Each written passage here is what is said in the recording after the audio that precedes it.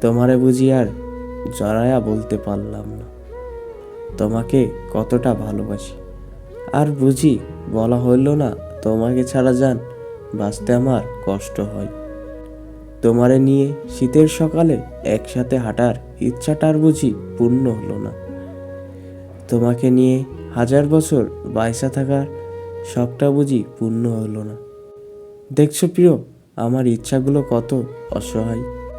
গভীর রাতে নিঃশব্দতায় সুখের মিলনে যদি একবারও আমার কথা মনে পড়ে, তাহলে থমকে যেও না।